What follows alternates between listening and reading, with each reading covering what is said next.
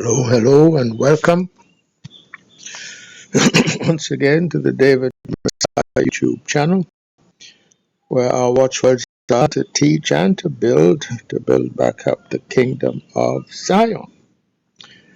And the present presentation purpose of it is to try to put to rest the error that is being propagated by some of us in terms of the Hebrew calendar that is being proposed and advanced by them, that Hebrew calendar which is predicated for purposes of determining the new month days,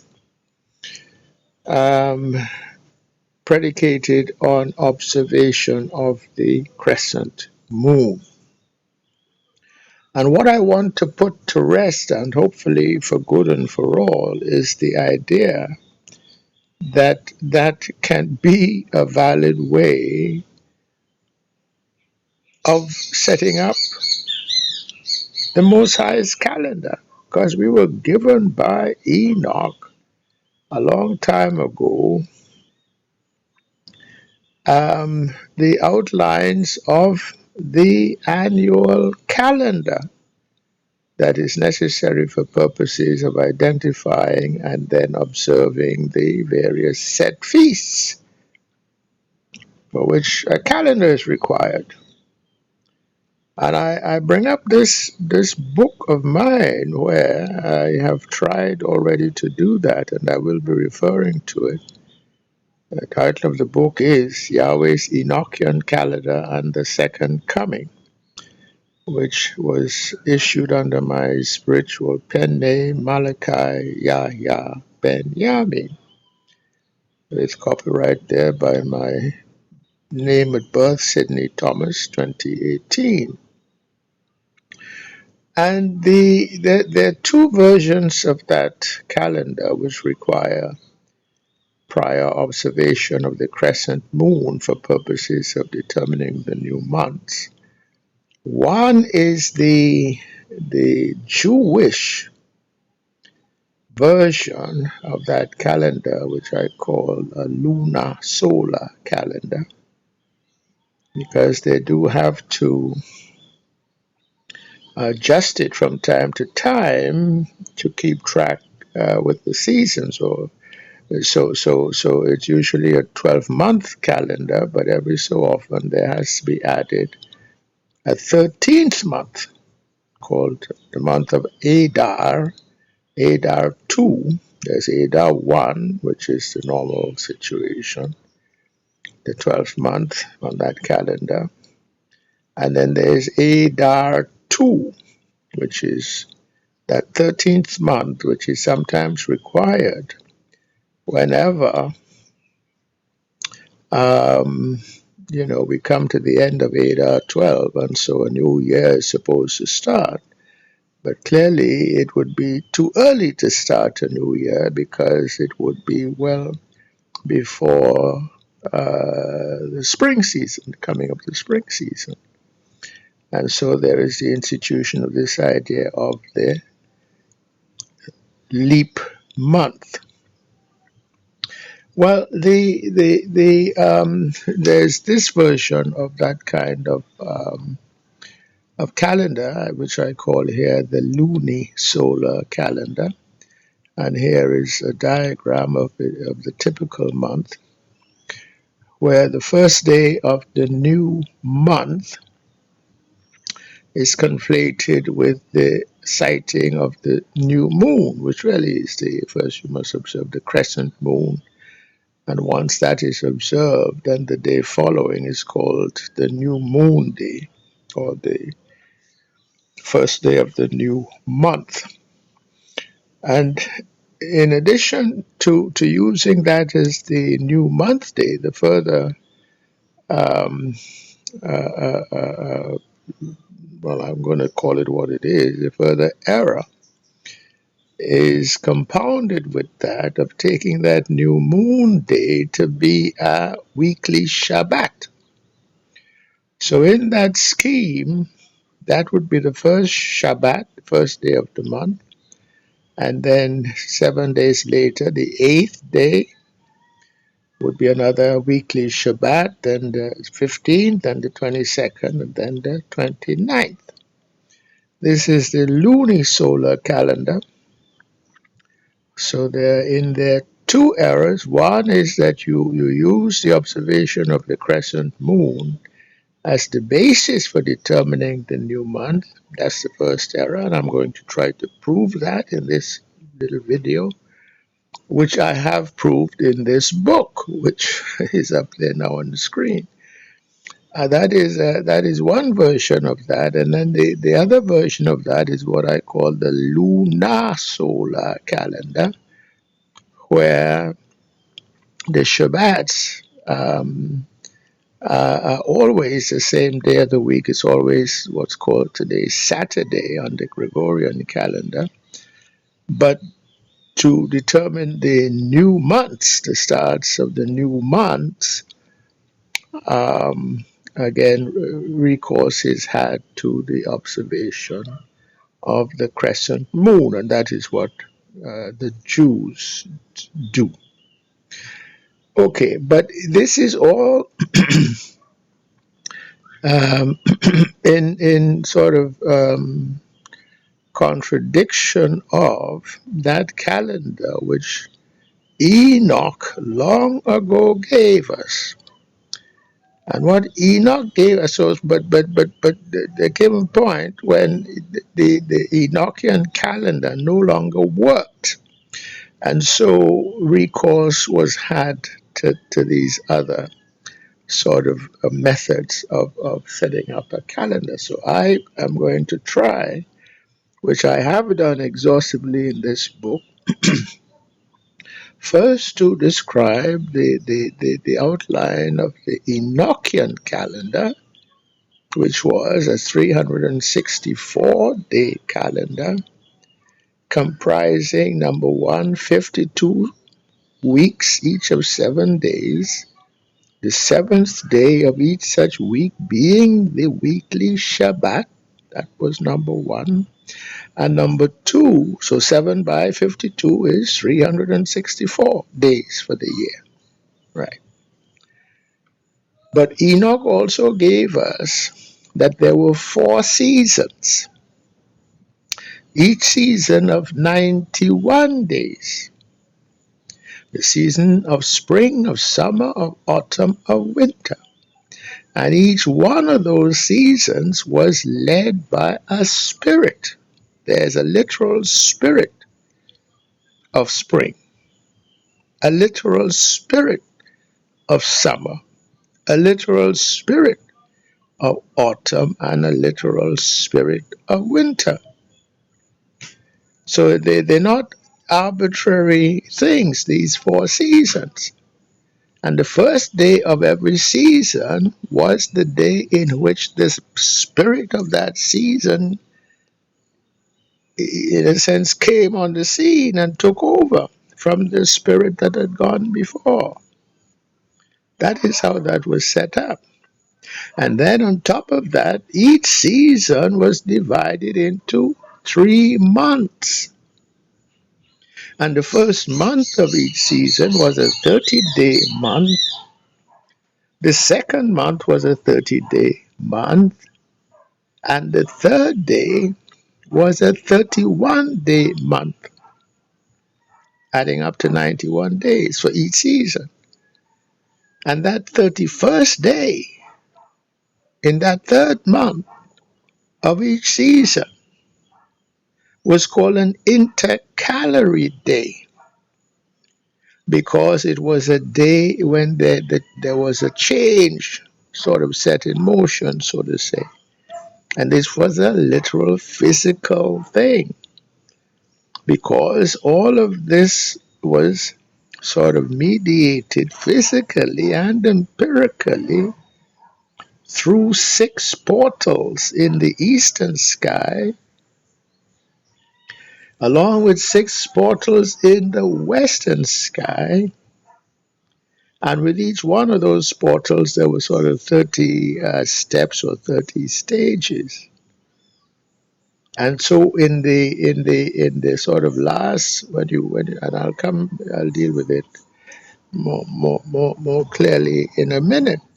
But when you came now to the changeover, the sort of, there's a progression up those portals of the locus of rising of the sun in the east. And so when you get to the topmost portal, the sun, the locus of rising had to basically kind of stop and turn around and then come back down. Okay. So in that motion, that stopping and turning around is called an intercalary day because the motion changes. So I'll get to that. But let me sort of first synopsize what Enoch gave us. Here's table 3.1 from this book. This lays out the structure of the week. And the structure of the week is patterned after the first 7 days of creation week. So on day 1 of creation week is when we get from Genesis, the Most High said, "Let there be light," and there was light. That ended 1 day, literal day now in terms of the elapsed time that was required. This is not a metaphorical anything as to, that it really indeed took thousands of years. No, it took exactly the 24 hours that we know today, or that we not that we know, but we establish today as what an hour means and as what a day means. And then on day 2, he erected the firmament.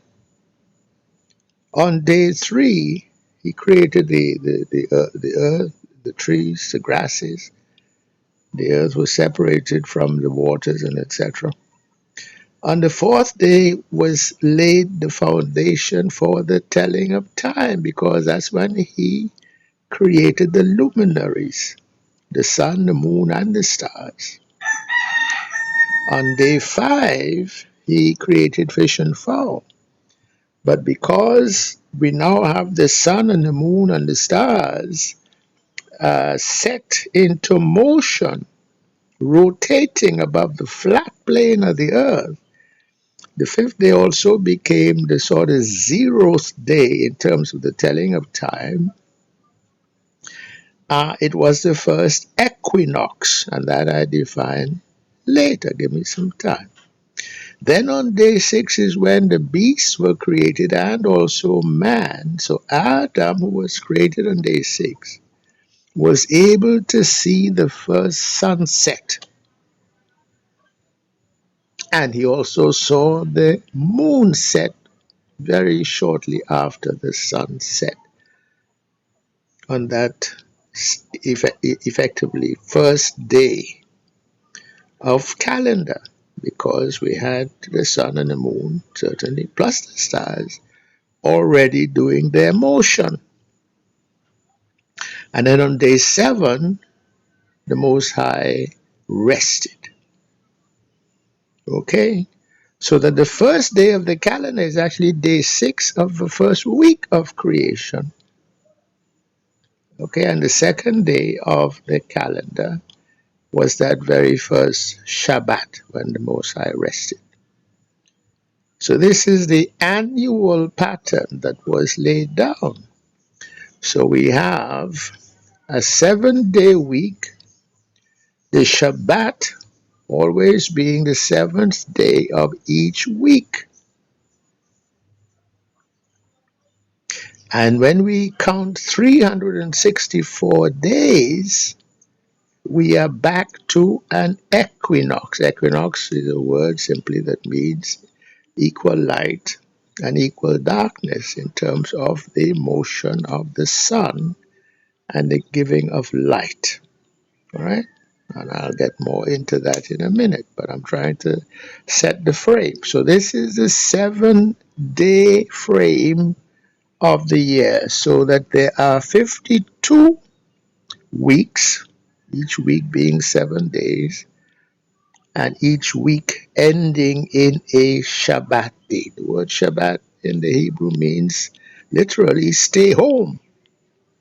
So it's the stay at home day, it's a day of rest. So this table here shows the first year.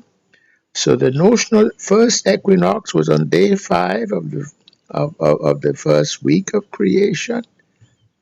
And then exactly 364 days later, we would have another equinox, and the day after that starts a new year. That's what year means. It's a cycle. All right. Now, what Enoch also gave us was that each year was divided up into 4 seasons of 91 days. And furthermore, each season was divided up into 3 months. So this is a picture of the seasonal pattern. So that the very first spring started on day 6 of creation week, first day on the calendar. And that first month was 30 days. And that 30 days is linked up with the 6 portals in the eastern sky, each portal carrying 30 sort of steps or stations. And the sun, the locus of rising of the sun, moves about within those portals, going up and down. And how we see it is, in the eastern sky, there's a day when the sun rises directly eastward. Well, then the next day it is a little bit higher in terms of the angle relative to that baseline east-west line. And then the day after that, it goes up a little more. And the day after that, it goes up a little more, and so on. So that the 30-day count for the month is not an arbitrary thing. It is determined by the physics associated with those portals in the sky,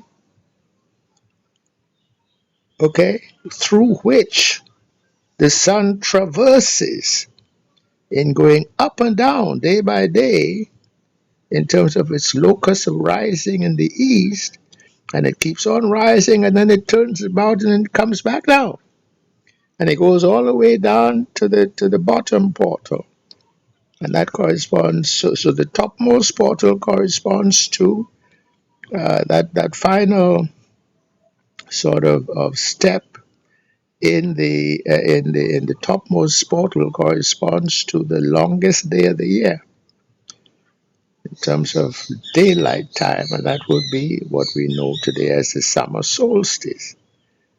The bottommost portal corresponds, the last I'm forgetting the terminology now, the last station within the bottommost portal corresponds to that shortest day of the year, which we call the winter solstice. Okay, and then the equinoxes are then sort of the middle portal. Okay, but in one case it is moving north in terms of the locus of rising on the eastern horizon of the sun, but on the way down it would be moving south. Okay, so that's why we have 30-day months, and that's why in the 3rd month of every season, the 31st day is an intercalary day, because that is the extra day required now to change the motion that is being changed. Okay? All right. So now, and I'll prove that because it's there in what Enoch gave us. 91 days for a season didn't just come out of anybody's seat of the pants. It didn't come out of Western science. According to Western science, there's nothing, organically so that would make each month to be 30 days, because they don't recognize these portals, the six portals in the eastern sky and in the western sky. Okay. But nevertheless, what happened was there came a point when instead of the return cycle of the spring equinox being 364 days, that changed to 365 days first. And then there was a further that change at the time of the flood. And by the way, Enoch, in sort of cryptic kind of terms, had prophesied that. And then there was a further change to 366 day. A 366-day cycle for the return of the spring equinox after the destruction of Sodom and Gomorrah. But that would take place only every fourth year. And that's why, on average, the return cycle of the spring equinox is no longer 364 days as it was in the days of Enoch, but rather it is now 365 and a quarter days. And at least as to that, the Gregorian calendar is correct. Okay. But then, so when we had that change in terms of the return cycle, in terms of the number of days per year, we needed to figure out, well, okay, where did that 365th day go? You understand? So if we go to this seasonal pattern, what I am now given, so cutting to the chase, is that when the return cycle became 365 days a year instead of 364 days, that extra day became a 31st day of the second month on the spring calendar. Okay, so this second month became 31 days. So we had now a fifth intercalary day that was brought about. Except that intercalary day did not come with a change of season. But that was a day, nevertheless, given over to the wicked one.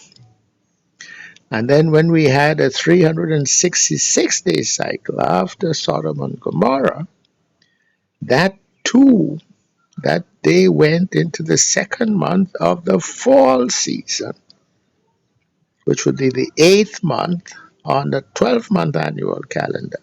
And that became a 31st day of that 8th month, being also the second month of the fall season.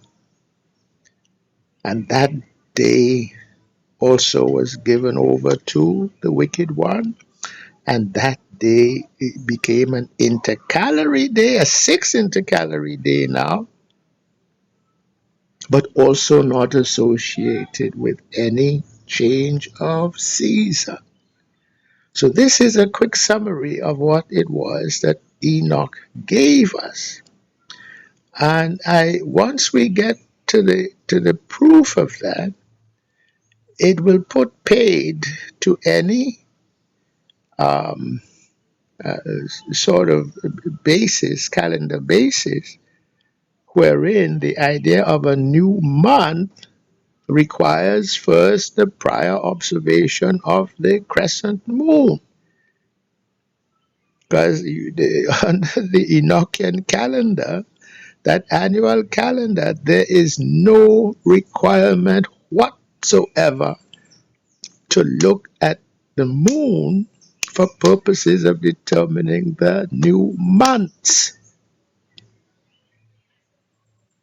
And I will, in a minute, sort of try to make the point that part of the error that is there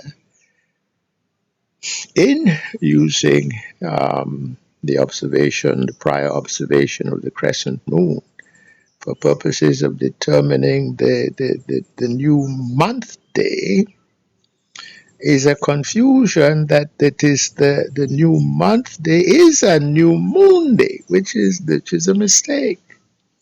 And it is a mistake that is sort of hardwired into the English language, because it seems clear enough that the root of the word month is the word moon.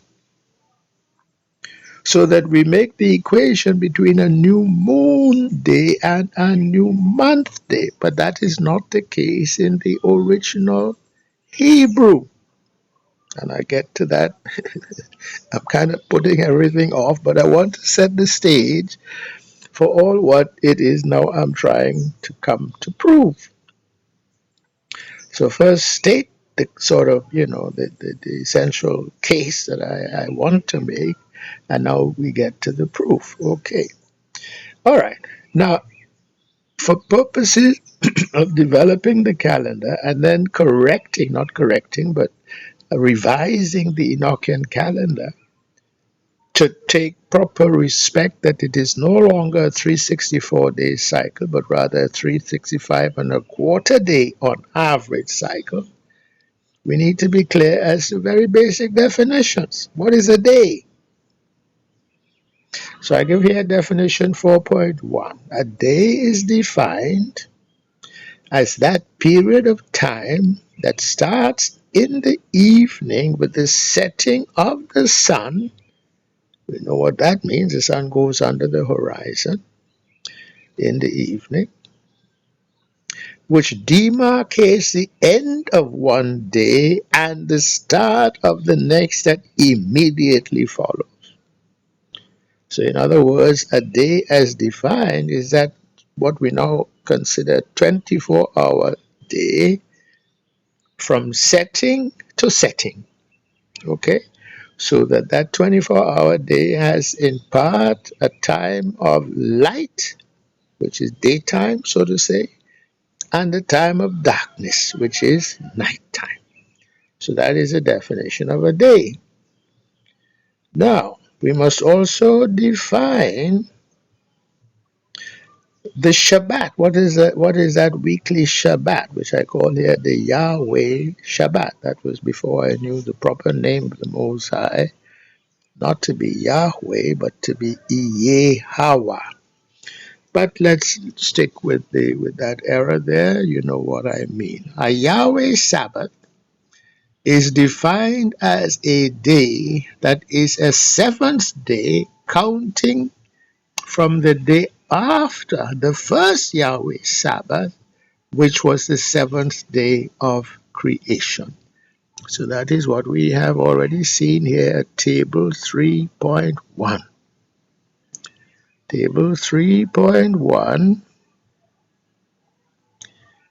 This is the first week, creation week. Day 1 was light. Day 2, firmament. Day 3, the earth, the trees, the grasses. Day 4, the sun, moon created.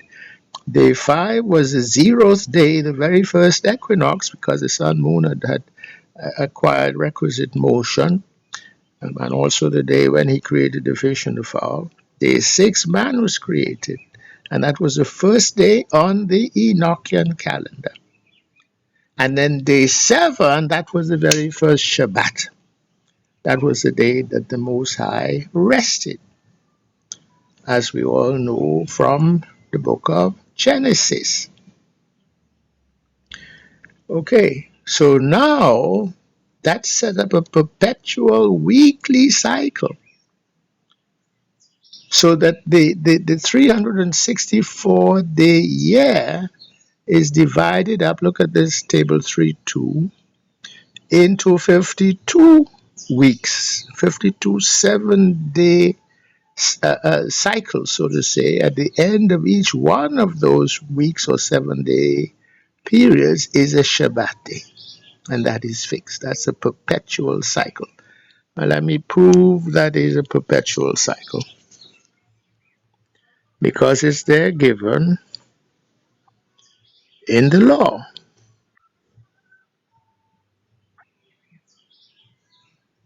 If we go to the book of Leviticus, chapter 23, it's also there in Exodus chapter 20.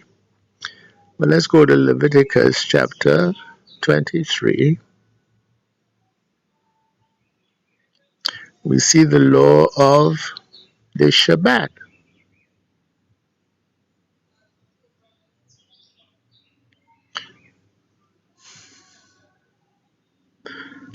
Leviticus chapter 23, verse 3. 6 days shall work be done, but the seventh day is the Shabbat of rest. Again, the word Shabbat literally means a stay-home day and holy convocation, which means you gather together on that day to sort of pray and so forth. Ye shall do no work therein. It is the Shabbat of the Lord in all your dwellings. So obviously, you kind of, it's a stay-home day. Essentially, as a family, you get together and etc. Okay, so, but the point is, 6 days shall work be done, but the seventh day is the Shabbat of rest. And so this is the idea of a perpetual cycle of 7 days, the seventh day of each 7-day period, starting from the very first week of creation. 7 days always that Shabbat day. Okay? So in the annual pattern,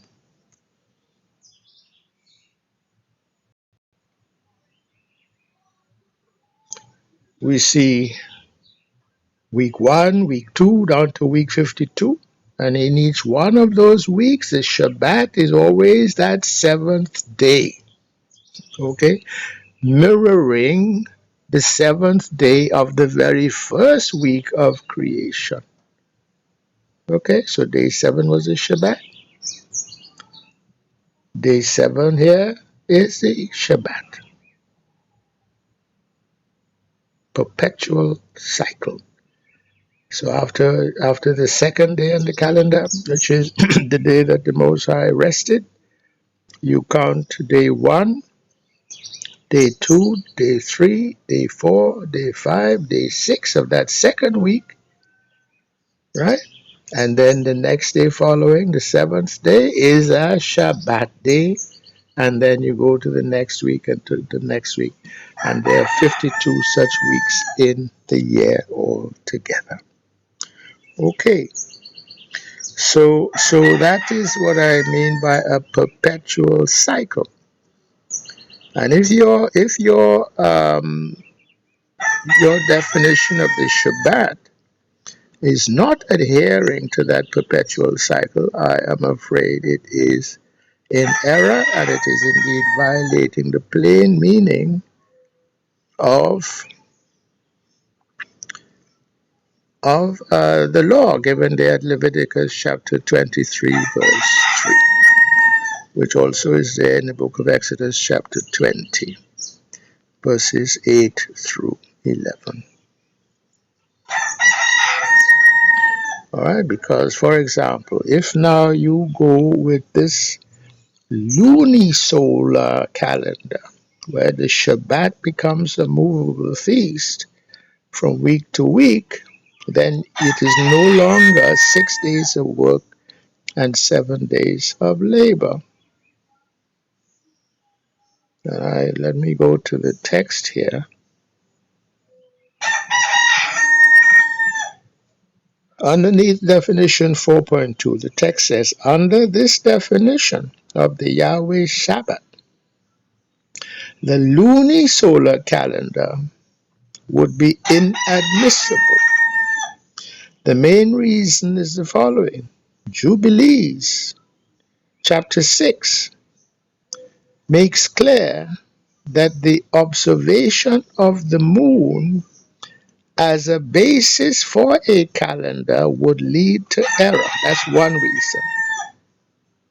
Moreover, demonstrating that the moon is not needed for such a purpose, Enoch's 364-day calendar, earlier described, is laid out without reference to observations of the moon's cycles, which he also meticulously describes at chapter 3 of the book of Enoch. That's the second reason. And then there's an additional reason, and I'll go back in a minute to Jubilees chapter 6. As a matter of fact, let me go there now.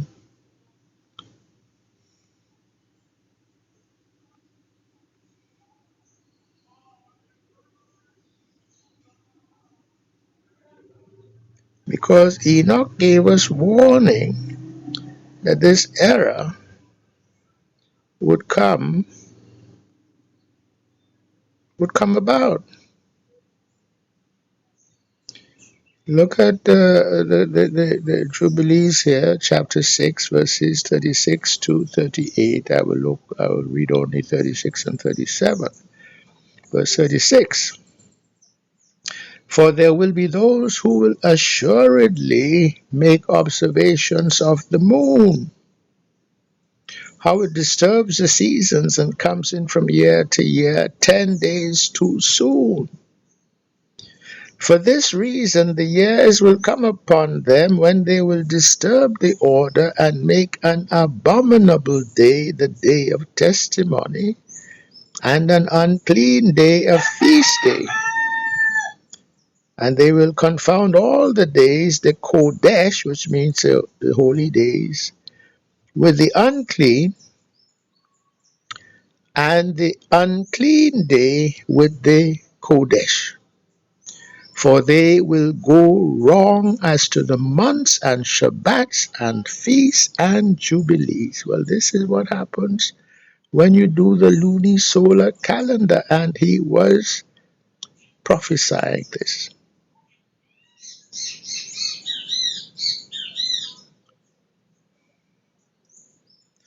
Now let me go back up to a predicate, Jubilees, same book of Jubilees, chapter 6, but verses 33 and 34. But if they do neglect and do not observe them, now this is the law that he gave us, according to his commandment, then they will disturb all their seasons, and the years will be dislodged from this order, and they will neglect their ordinances, because you're going to be confusing the holy with the unholy. Verse 34.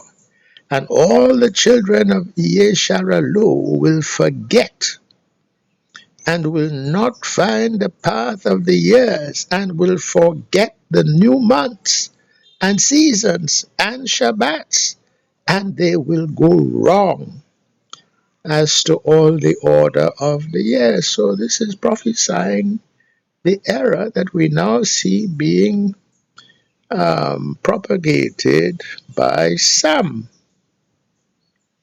And let me, as long as we're doing that, go to the text here in the middle of the page.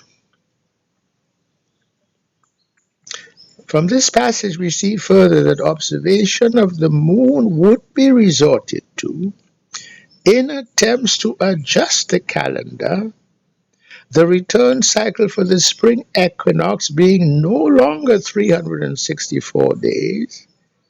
Otherwise, what felt need would there have been to look to the moon? Because the calendar, once it became 365 days, and then furthermore, there was a 366 day added.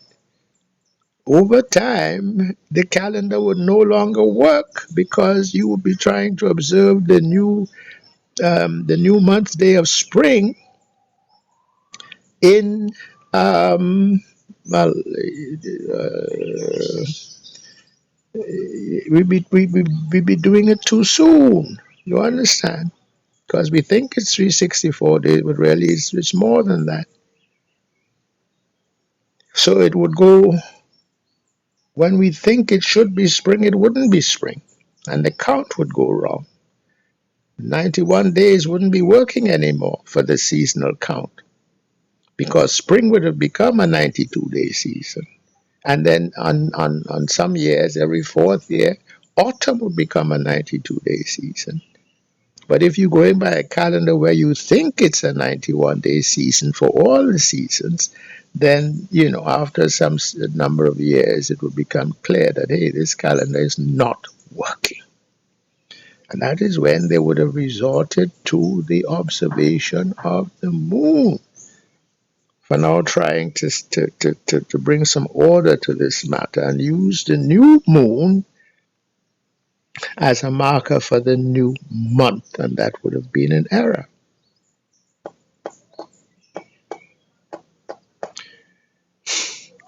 And then the last sentence of that paragraph there in the middle of the page, the Enochian 364-day calendar requires, let me go back to where I had ended.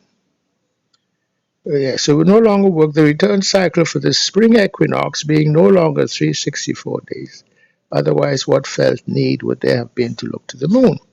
An excellent example of that is given by TorahCalendar.com, wherein the new months are equated to new moons, and the sighting of the crescent moon, Rosh Chodesh, demarcates the end of the current month and the start of the new.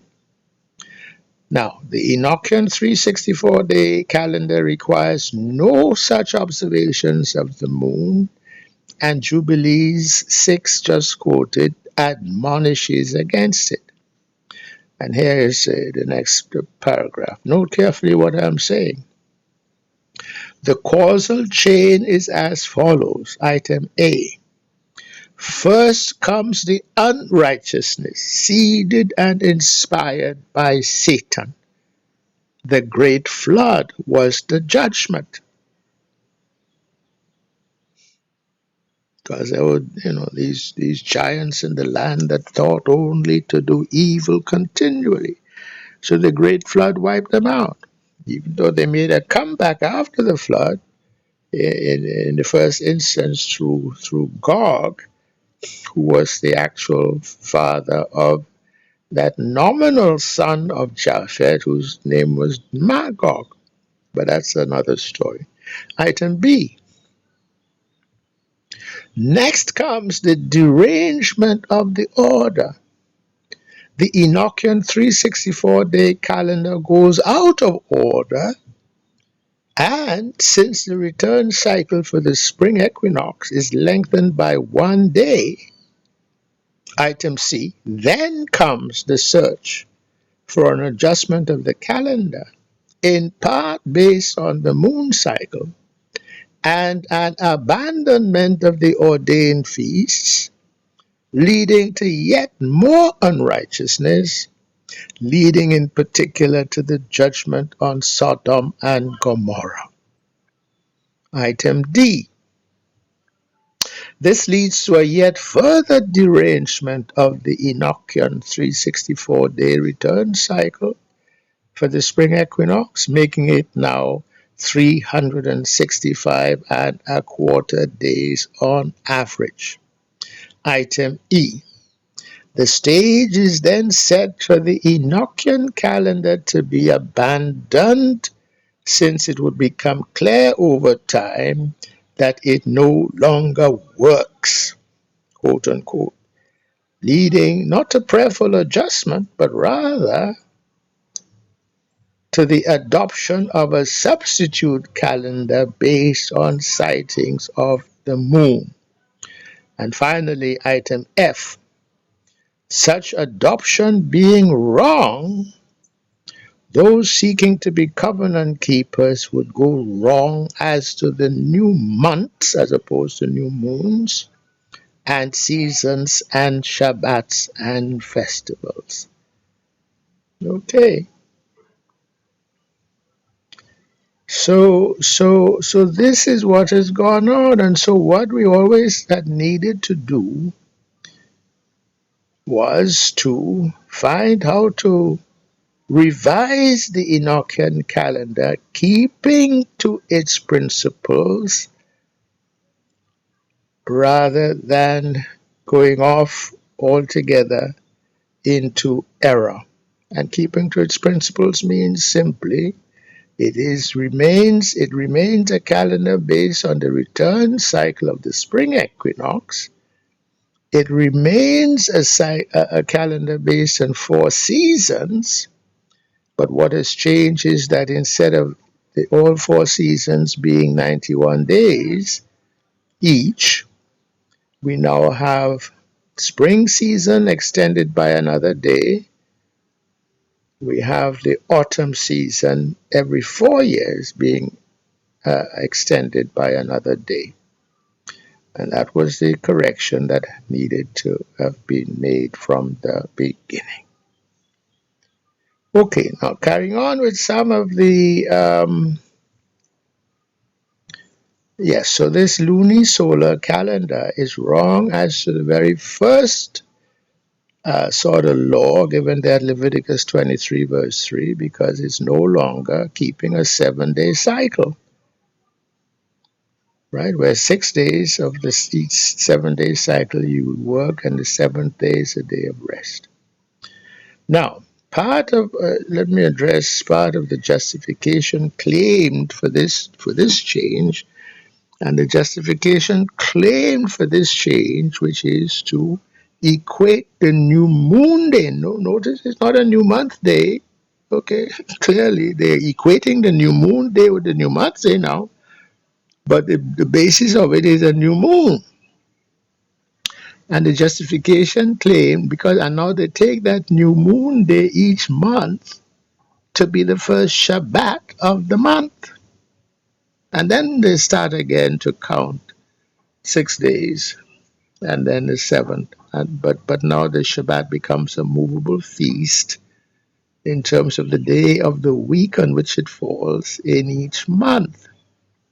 And the justification claim for that is some scripture that talks about the eastern gate to the inner court would be opened on the Shabbat day, and it would be open also on the days of the new months, the new month feasts.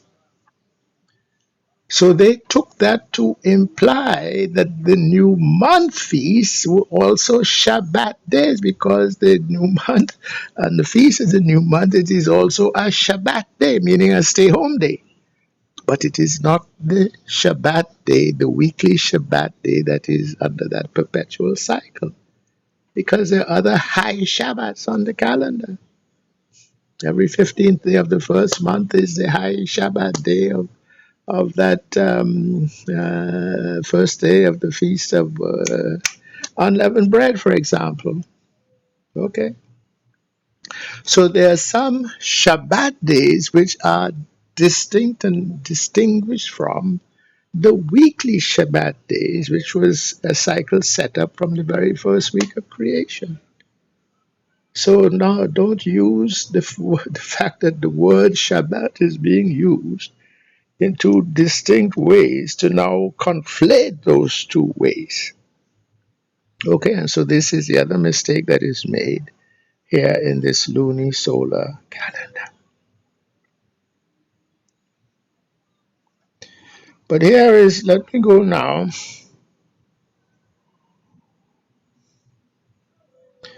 to this passage here. The following misconception may be to blame, taking the start of the new month to be defined by the coming of the new moon. We are required to keep the new month feasts associated with the first, the fourth, the seventh, and the 10th months. The months respectively bringing in the four seasons: spring, summer, autumn, and winter. And we see that sort of definition of this new month feast. It's given there in the book of Jubilees, chapter 6, verses 23 to 29. And let me read, I quote, Jubilees chapter 6, starting at verse 23. And on the new month of the first month, and on the new month of the fourth month, and on the new month of the seventh month, and on the new month of the 10th month are the days of remembrance, and the days of the seasons in the four divisions of the year. You can't get away from the four divisions of the year. These are written and ordained as a testimony forever. And by the way, if you use that lunisolar calendar, you've lost the basis and the possibility of demarcating the seasons. But I'm ahead of myself. Verse 24. And Noah ordained them for himself as feasts for the generations forever, so that they have become thereby a memorial unto him. Verse 25. And this sort of explains why those particular seasonal new months were given.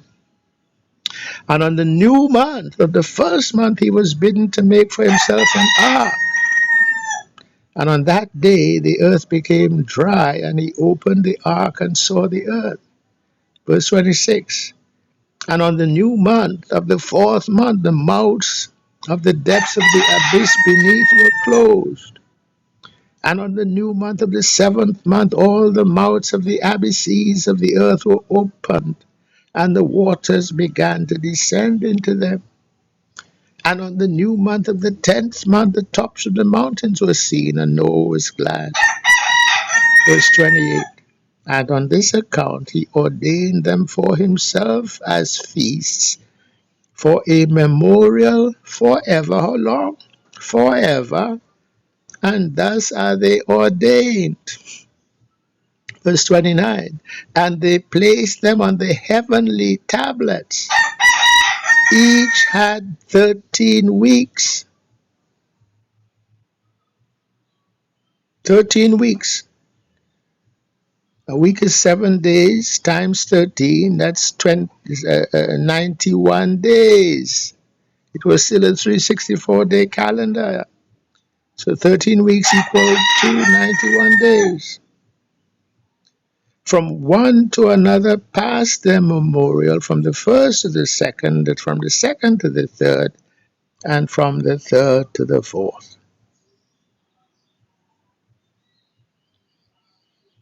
In this regard, Israel long ago went astray, as was prophesied, and this instruction has been misconstrued now as an instruction to keep new moon feasts associated now with every sighting of the crescent moon.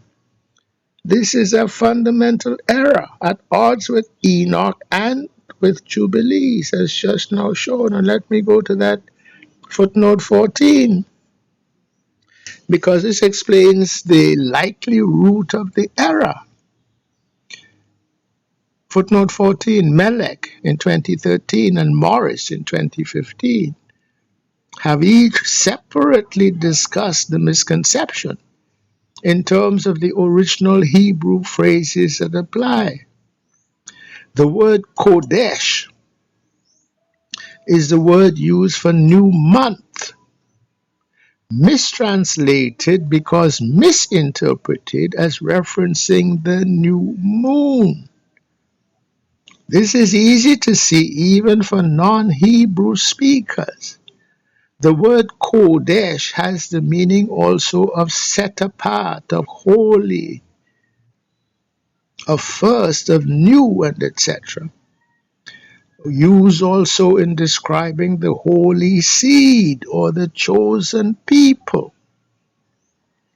Its semantic domain also therefore includes the concepts of new and of first.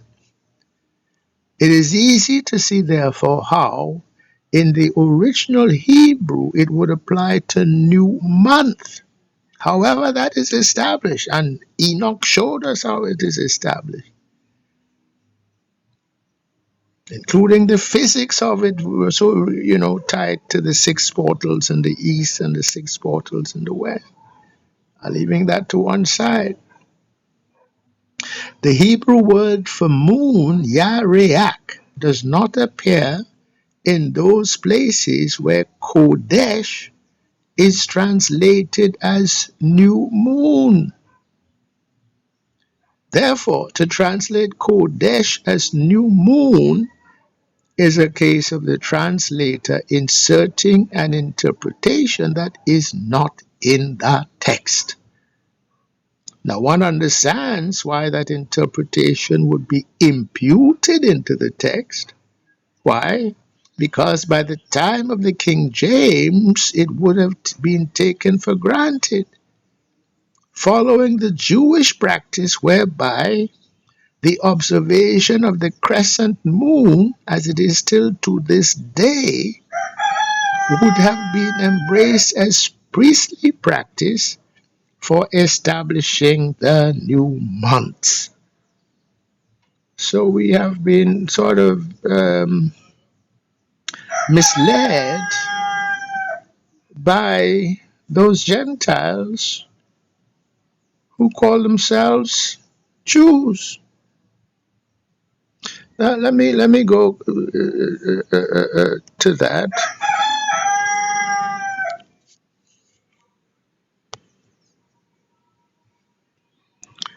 and remind ourselves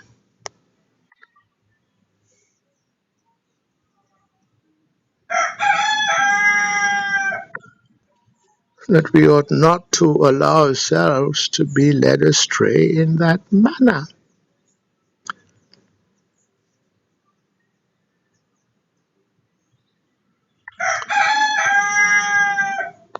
Book of Jeremiah, chapter 16, verse 19.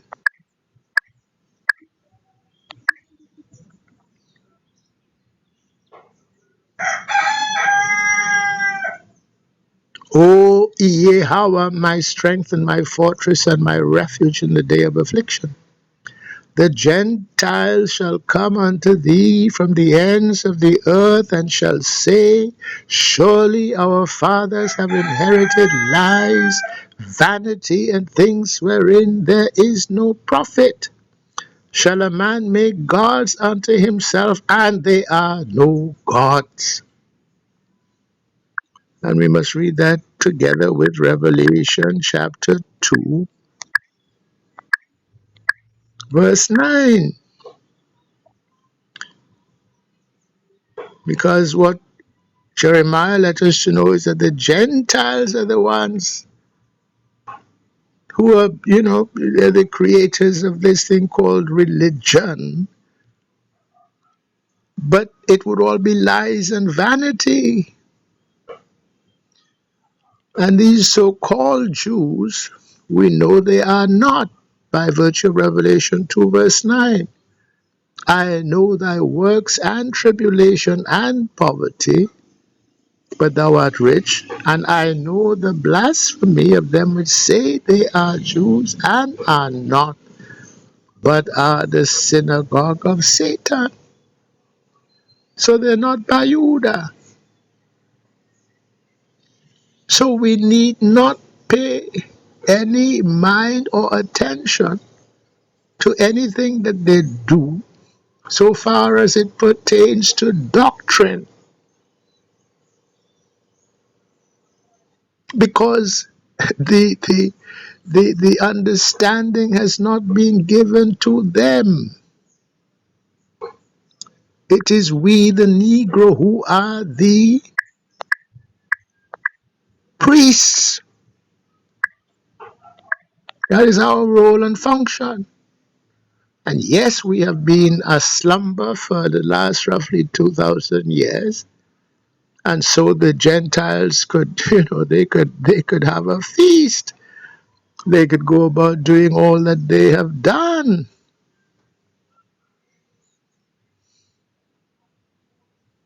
Verse 6. Well, let me start at verse verse 4, Exodus chapter 19. You have seen what I did unto the Egyptians, and how I bare you on eagle's wings, and brought you unto myself. Now therefore, if ye will obey my voice indeed, and keep my covenant, then ye, this is the children of Israel, shall be a peculiar treasure unto me above all people, for all the earth is mine. And ye shall be unto me a kingdom of priests and a holy nation. These are the words which thou shalt speak unto who? The children of Israel. Nobody else. So the priesthood function belongs to the children of Israel, who is us, the Negro, the Bayuda. Narrowly the Bayuda, the fourth son of Israel was Judah. So the house of Judah becomes sort of the chosen of the chosen. You understand? So we should not be um, we should not let our priesthood function and role be usurped by anybody else.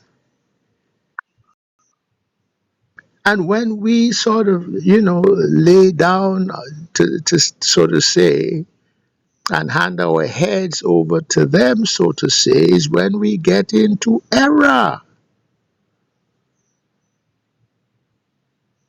But let me come back to the book.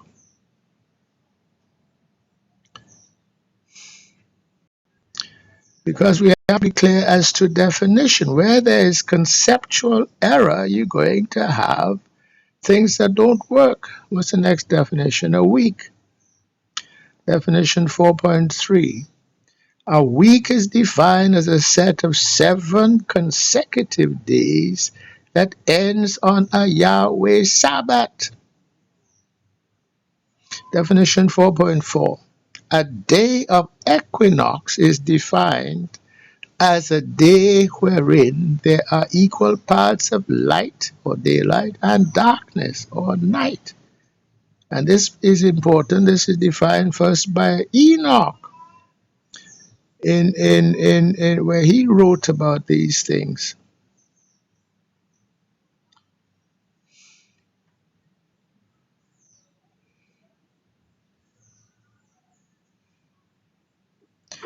Let me go to this paragraph here. This definition of a day, please note, and we did it a few minutes ago, from evening setting of the sun at evening unto setting of the sun again the next evening. That's a day. This definition of a day, please note, says nothing about the length of a day in terms of its partitioning into smaller units of time called hours. However, Enoch's description of the calendar allows us to infer that the day may be broken down into 18 parts. For in describing the motion of the sun over the course of a year, he lets us know that there is a partition of each day as between a portion of darkness which accompanies and begins with the setting of the sun, and a portion of light, daylight, which accompanies the rising and circuit of the sun until it sets in the evening. Most particularly, Enoch lets us know that there is one day in particular where there are exactly 9 parts of daylight and 9 parts of darkness. And such a day is termed a day of equinox, as we've just defined. This is a conceptual definition. An operational definition for purposes of actually measuring the length of daylight and night is another matter. Timepieces, hourglasses, clocks, watches would seem to be necessary for the purpose, and it is not clear that Adam nor even Enoch would have had timepieces of the required precision for the purpose. But the matter is moot. Why? Because there's another way of establishing a day of equinox without having actually to measure the hours of daylight and darkness. See later. And this sort of anticipates what the Mayans were very good at, and also the Egyptians. Okay, but that's getting ahead a little bit. But definition 4.5. He spoke about 18 equal parts. Nowadays we say 24 equal parts. So definition 4.5 of an hour is a unit of time, specifically a 24th part of a day. Right? We could also have used 18 hours a day, but as did Enoch. But we now use to a 24-hour day, so that is arbitrary. All it is a unit.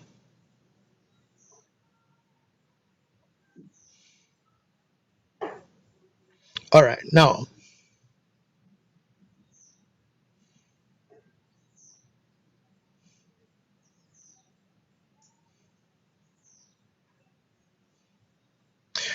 now, so the second way to figure out what is a day of spring equinox, which doesn't require the timepieces, clocks and watches and so forth. Okay, and this is what I address here in this paragraph. For this purpose, it is essential to get into the mechanics of the motion of the sun as it travels around the sky until the return of the spring equinox. Enoch let us know that the sun rises in 6 portals toward the east and sets in 6 corresponding portals toward the west. Each of these portals contains 30 stations. The sun starts its annual cycle in the 4th portal toward the east. In its first station, setting in the west in the corresponding station in the 4th portal in the west. So there's 6 portals, 30 stations within each portal. Right? So 6 by 30 is 180. Double that is 360. So there are 360 days each year, normal days, and then there are the 4 intercalary days, bringing us to 364. Okay, that's what is going on. Then it continues, moving the locus of its rising on the eastern horizon slightly further northward every day for the 30 stations of the 4th portal, completing a month of 30 days as it does so. So, this day of spring equinox and also autumn equinox is associated with the sun being in the 4th portal. There are 6 of them, so the 4th one is there in the middle, isn't it? The 5th and 6th are above the 4th, and then the 3rd, the 2nd, and the 1st are below the 4th. But right there at the first station of the 4th portal is the middle of that sort of middle point of those 6 portals there in the east.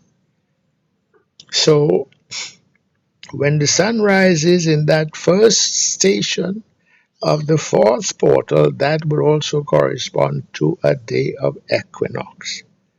And that fact is used for a very simple way of figuring out, because we can then set it up so it announces itself of figuring out the day of equinox. But we're coming to that.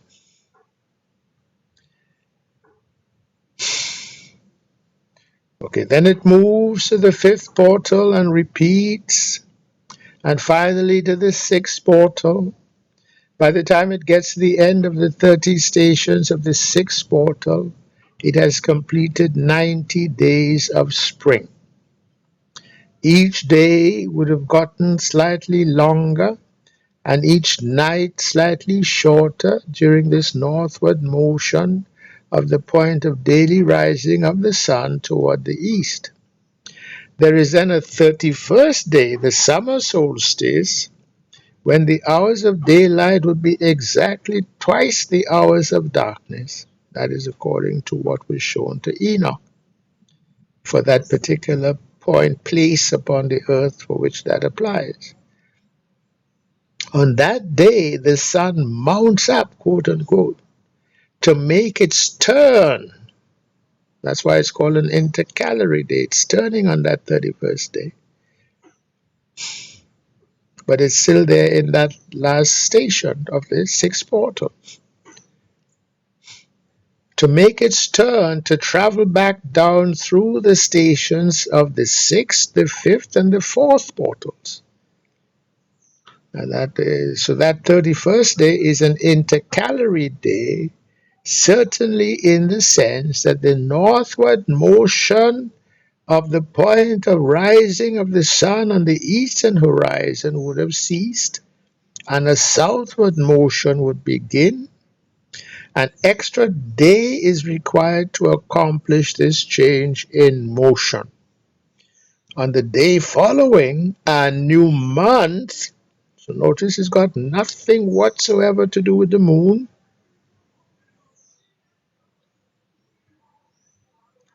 and the summer season would begin.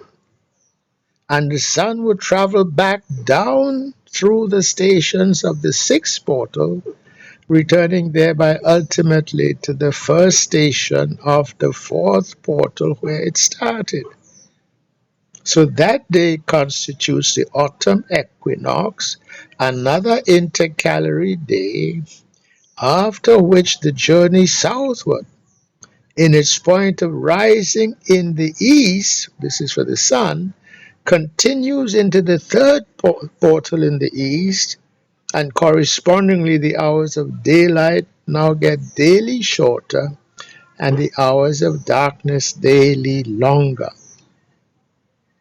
After 30 days in the third portal, it enters into the second portal and a new month, and so on. The sun ends this transit southward in the first portal. At the 30th station, it turns about, spends a 31st intercalary day corresponding now to the winter solstice, and then starts its march back northwards as to its point of rising on the eastern horizon. So the autumn season would have been concluded, and the winter season would have been entered into, culminating with a return to the point of beginning another spring equinox. And that is described, and I've sort of tried to paraphrase it. That is described at length at Enoch chapter 72 to 74. And as it is written and the way it's being translated, it is a very hard read. It's hard to understand it, but this is now my understanding of what he was saying. The point of this recitation of the mechanics of the annual pattern of rising and setting of the sun and its association with the four seasons is to make the further observation that the day of spring equinox, also autumn equinox, is associated not only with equal daylight and darkness, but also with an alternative definition of the day of equinox.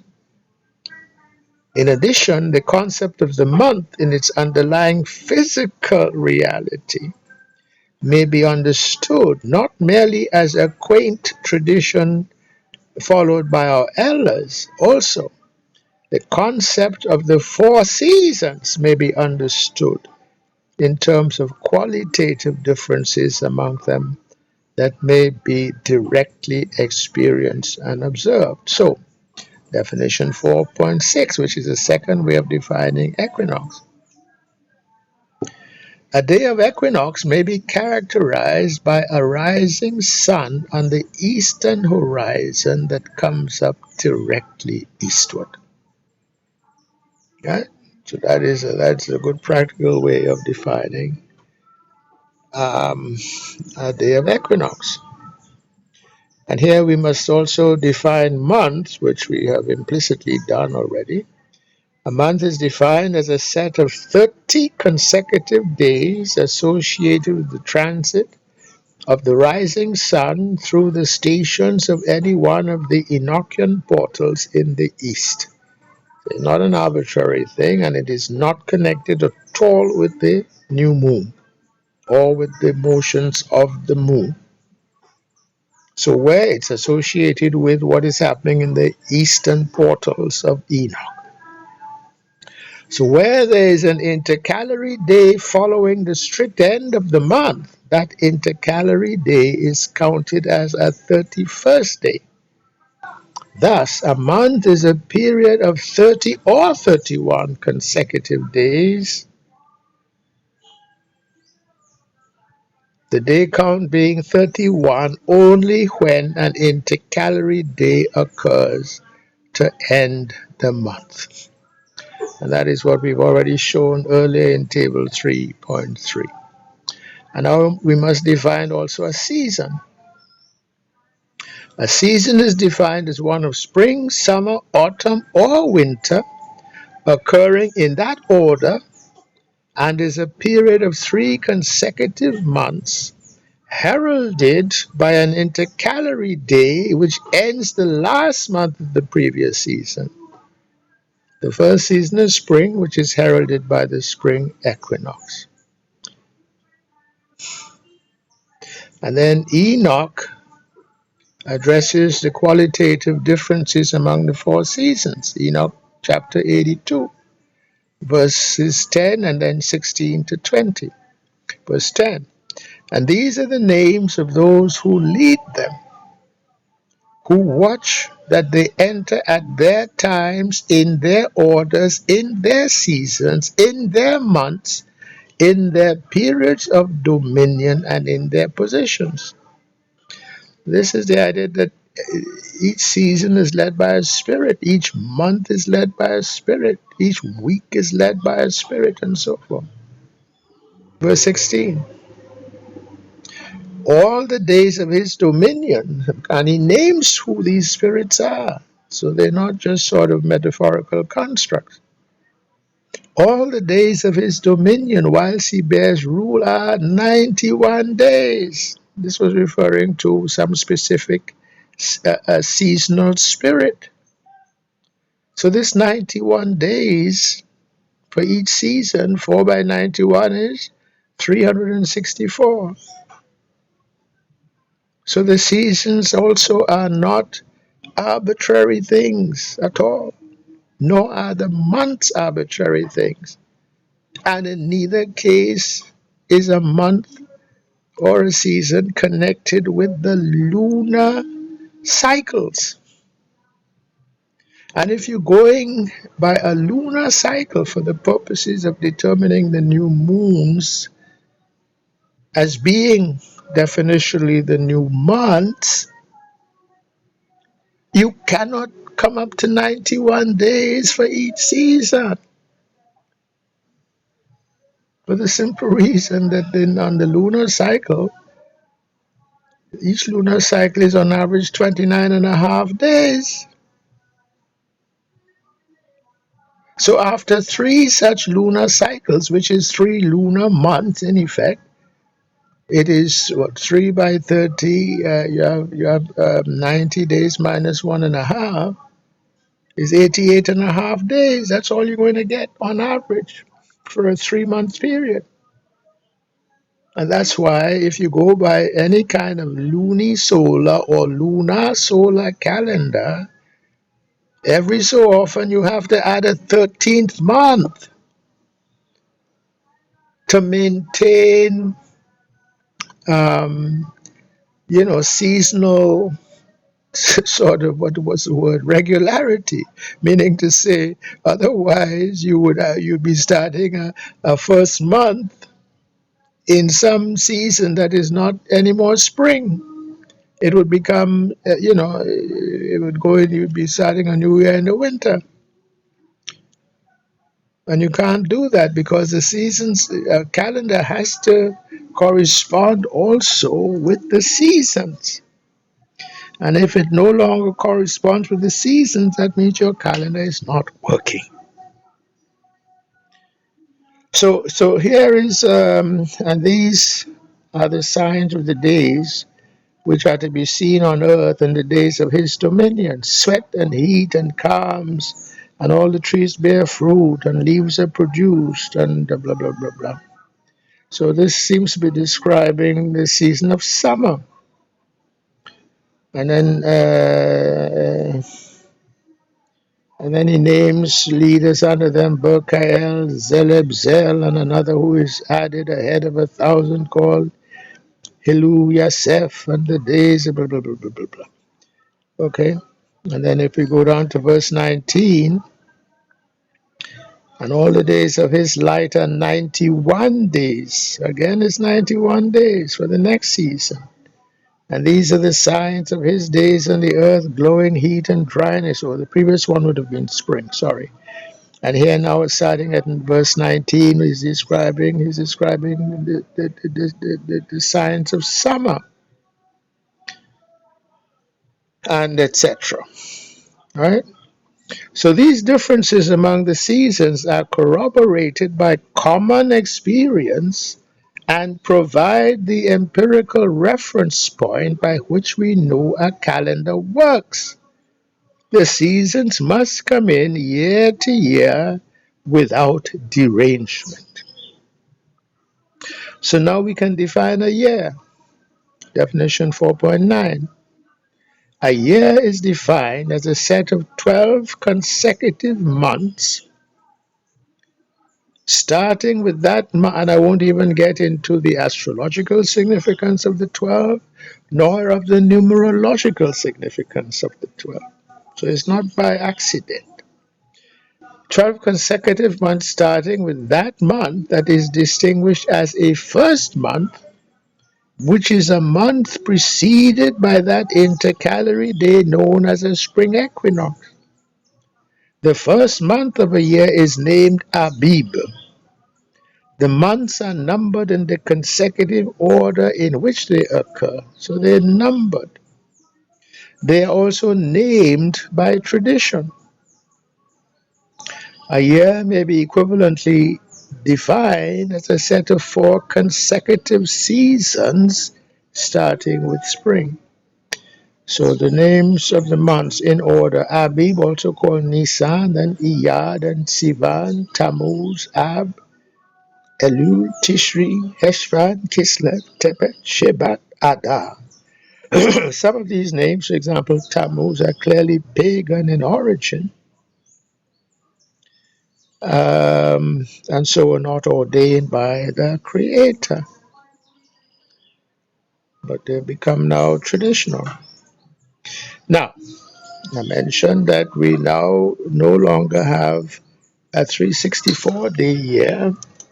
So there are 3 different kinds of years. There are 364-day years, 365-day years, and 366-day years. So let us define them.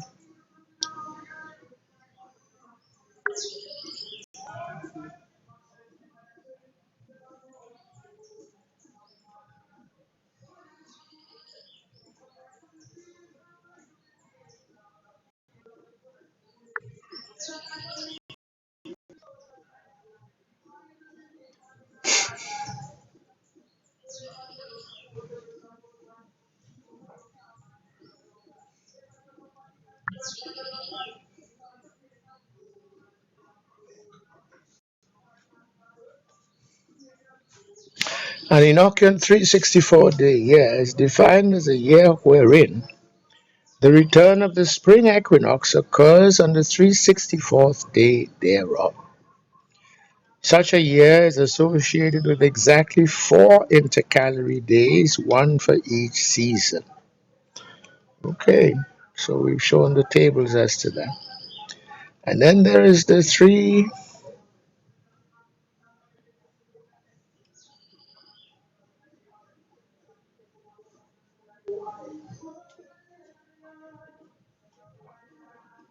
And here is a description of how one may use, this is a picture actually of what's called the African Stonehenge, which is a way of using structures to identify when the sun rises directly east, which occurs on the spring equinox, and then one day later the sun would not shine on that pillar on the far western side because just a half a degree increase northwards in the locus of rising of the sun, it wouldn't pass through the little aperture window to then shine on that pillar there at the far west. So it's a simple way now, and you don't need a timepiece to have then determined the day of equinox. And the Mayans well knew how to do that. The Mayans knew how to build structures that could do that for them.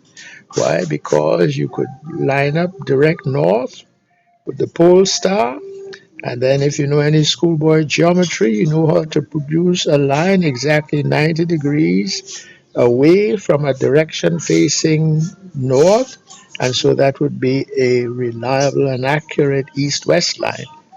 So now you build your structure along the east-west with a window on the eastern side, a pillar of some sort on the western side of that structure. And so on the day of equinox, and only the day of equinox, light would come streaming through that window on the eastern side of the structure and light up the pillar at the western side of that structure. And the Egyptians also knew how to do it.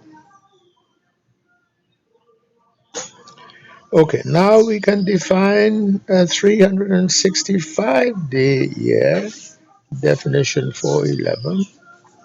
A Enochian 365-day year is defined as a year wherein the return of the spring equinox occurs on the 365th day thereof. Such a year occurs only when the second month comprises 31 days, the corresponding intercalary day being a 5th intercalary day. Such a 5th intercalary day occurring at the end of the second month has no corresponding change of season.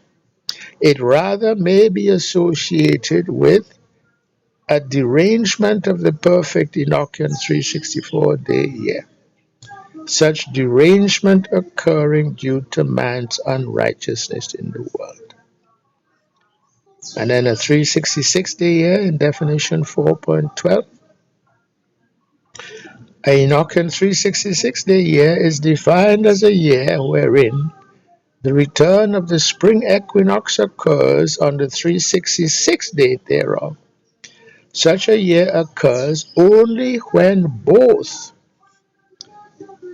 the second and 8th months comprise 31 days, the corresponding intercalary days being 5th and 6th intercalary days respectively. Such 5th and 6th intercalary days have no corresponding change of season, unlike the 4 intercalary days of the perfect Enochian 364-day year.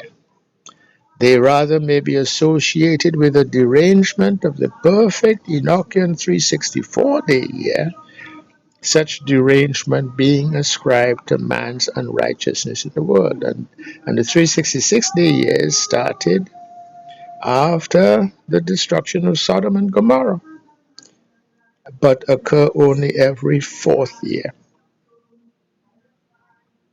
Okay?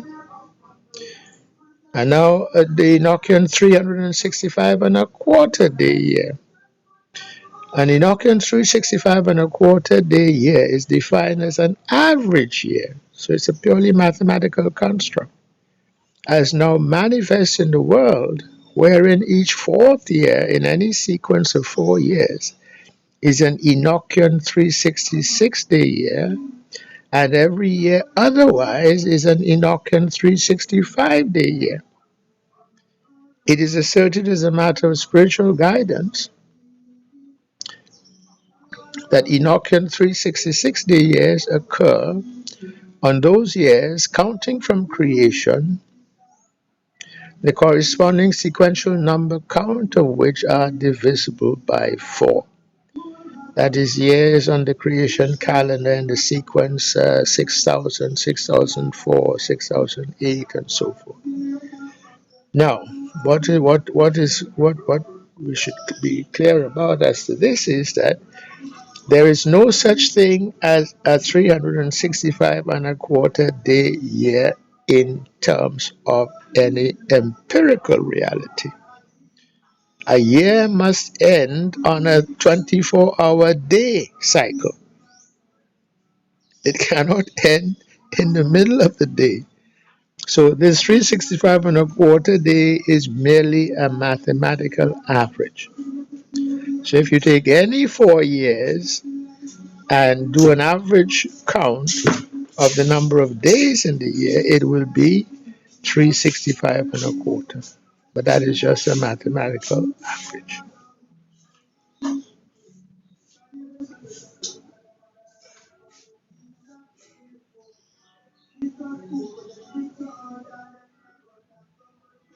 Okay, so that's where I wanted to take us in terms of now addressing this idea of the lunisolar calendar, wherein the new moon is used as a basis for determining the new months. That is entirely in error.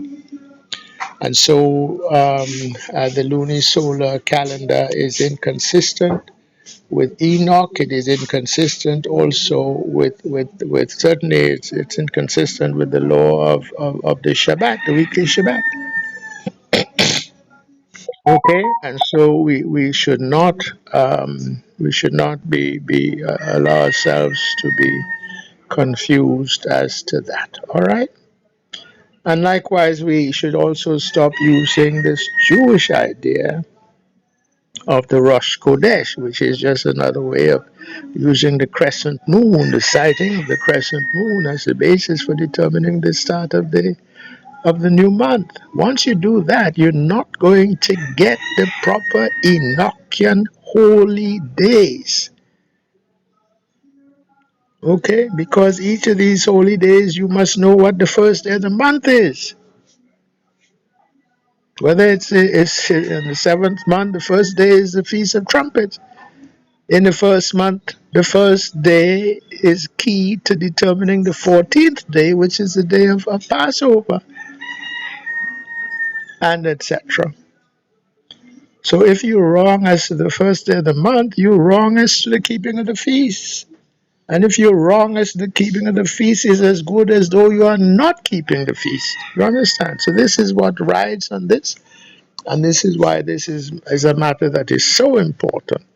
Now, I mean, I've referred people to this book, but evidently people don't bother to read the book, or perhaps if they read the book, they have not properly understood it, and so they persist in this error. And the Most High had me to make this video now in the hope, I imagine, that that error no longer be made. Okay? So with that, I say I give all praise, I give all glory, I give all exaltation unto the Most High, and to all those still listening, I say Shalom.